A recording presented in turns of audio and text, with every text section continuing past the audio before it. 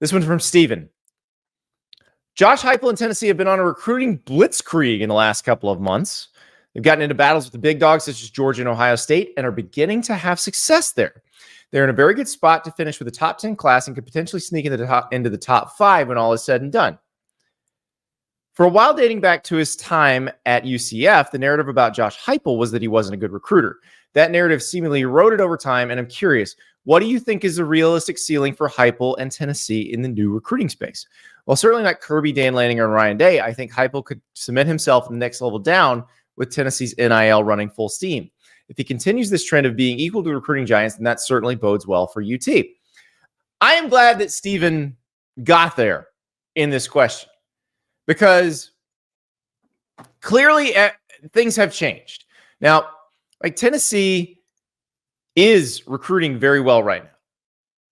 David Sanders Jr., the top-ranked offensive tackle in the country, committed to Tennessee on Saturday.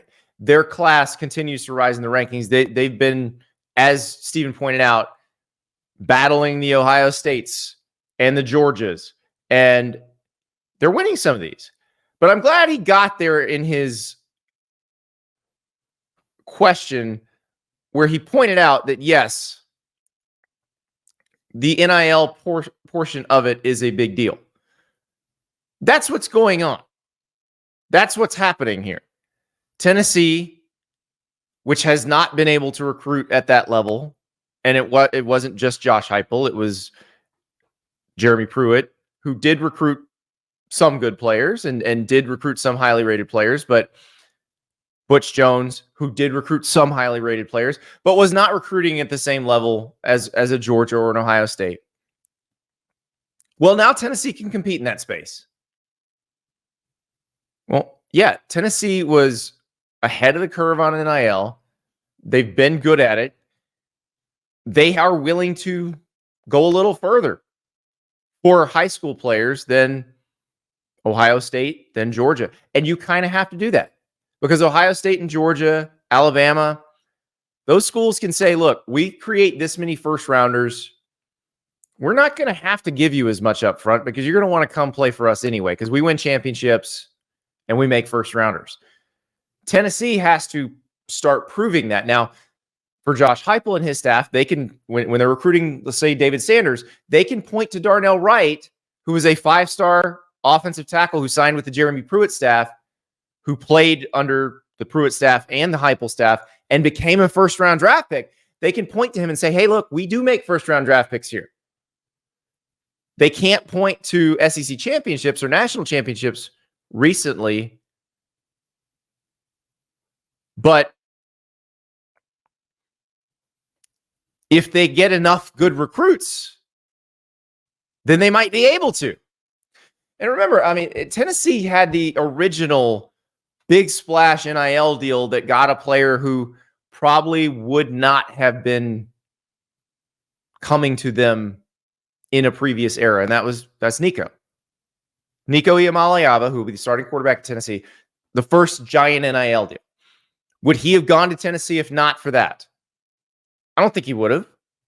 I don't think I'm speaking out of turn here. I don't think it's not a slight against Tennessee. It's just the way that recruiting had evolved in the pre-NIL era at the tail end of it. Everybody really, really good was clustering into the same set of schools. Every once in a while, you'd have somebody who, either because of proximity to home, childhood fandom, they had a parent play at some place, they might want to go do their own thing, not go to Georgia, Ohio State, Clemson, Alabama. But for the most part, they were all going to the same place. NIL has changed that. Tennessee and Oregon came out strong, understood how things worked from the get-go, had the best plan. And you're seeing this. Like Oregon's recruiting at this point looks exactly like Georgia, Ohio State, Alabama. Tennessee's not there yet, but they're working their way there. LSU. Brian Kelly, we don't buy players. Well, you do the ones you want, just not the defensive tackles that were available in the spring portal. LSU's done a great job in the 25 recruiting cycle of landing the players that it really wants. Use the code Staples. Play $5, get $50 instantly at Prize Picks. And if you look at the board right now, that's right. There's actual college football on the board. How about DJ Uiagalelei from Florida State? More or less than 1.5 passing TDs. Haynes King, the Georgia Tech QB, more or less than 194.5 passing yards. Eric Singleton Jr., Georgia Tech's sophomore receiver, more or less than 58.5 receiving yards. Roy Dell Williams, that's right. He plays for Florida State now, not Alabama anymore. 68.5 rushing yards, more than or less than. You decide. The way you play Prize Picks, you pick 2 or more squares. The more squares you pick, the higher the potential payout. I got one in there. We're going to give this a shot. Malik Benson, the Alabama transfer, more than 60.5 receiving yards. Lawrence Toafili, more than 43.5 rushing yards. And Haynes King, more than 194.5 passing yards. We'll see what happens. But that's right, Prize Picks. College football on the board right now and for the rest of the season. So play $5, get $50 instantly. Use the code Staples when you sign up. Oklahoma. They just got a commitment from Michael Fasusi. He's the number 3 offensive lineman in the country. He's fantastic. And that's the kind of players you have to get to compete, because that's what we've talked about. You've got to get those big guys on the line of scrimmage that look ready-made. And no, you don't have to, like, they're not all going to work out, and you're not going to necessarily have a starting offensive line of 5 of those guys. Some of your offensive linemen, no matter where you are going to be guys you developed. Defensive line, same way. But the more of those guys you get, the better chance you have, which is why Georgia's been so prohibitively good, because they get lots of those guys. And there are not lots of those guys around. So, yeah, I think in this environment, Tennessee can compete with those guys. And now we find out, will this allow them to compete on the field with them? Because we've seen that we saw them beat Alabama 2 years ago. It was a close game in Tuscaloosa last year. Tennessee was actually outplaying Alabama at half, first half of that game, and then Alabama just kind of turned it on in the second half. Tennessee's got to show that it can play with Georgia. It hasn't really shown that yet. But pretty much everybody else, Tennessee's shown they can play with.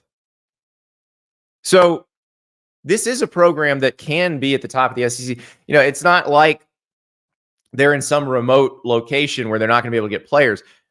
Know that the state of Tennessee does not produce the same kind of talent that the state of Georgia does, or the state of Florida does. That's also changing too, as you watch the population shift there.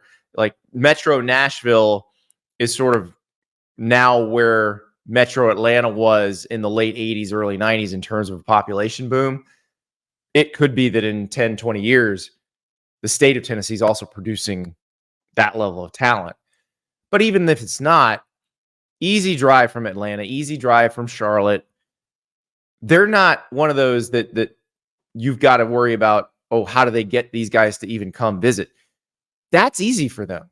So if Tennessee starts winning and starts playing for SEC titles, playing for national titles, there's no reason they can't be one of the top recruiting programs in the country every single year.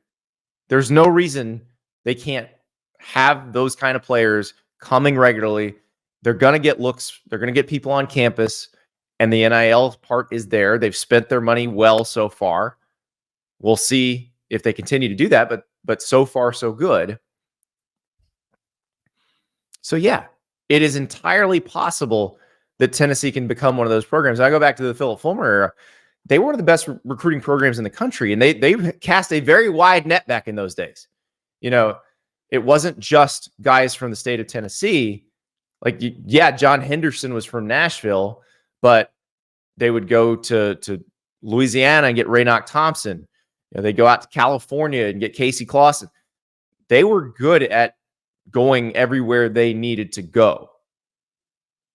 And I think this era of recruiting, you got to do that. You've got to recruit nationally anyway. But it's nice to not be remote. That's the challenge Dan Lanning has at Oregon, is a lot of the players they're recruiting, you still got to get them to come. You still got to get them to get on a plane and come look at it. Tennessee has enough people within driving distance that you can get them there early. You can get them on those unofficial visits where they kind of really get hooked. And then you decide who you really like, and you make a big enough deal to get them to come, to get them to say, you know what? I realize that Georgia and Ohio State have had more recent success and have had more first rounders that they've produced. But you've given me the economic incentive to try you guys.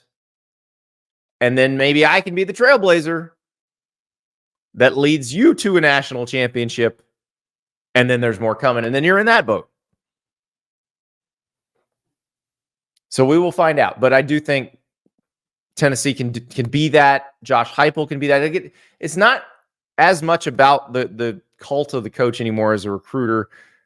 Now I think if you're just a good coach and you have a good NIL operation, then you're going to be a good recruiter. Like, you don't have to be a maniacal used car salesman to be a good recruiter anymore, because I actually don't think the used car salesman thing works in this era of college football. And if you've ever met Josh Heupel, he is not a salesman. Like, that's not his thing. He's a pretty regular dude who happened to be a guy who started for a national championship team at quarterback and is a high-level football coach. But he's not always in salesman mode. He's not, I'm going to kill everybody in recruiting. He works hard at it, but you don't have to be that person anymore to be a good recruiter. You got to win games, and you got to have a good NIL operation. That's what Tennessee has right now. Thank you so much for watching. Just a reminder, subscribe to this channel right here so you never miss an episode of Andy Staples on 3. And oh, by the way, watch all the other great videos on the On3 Sports YouTube channel.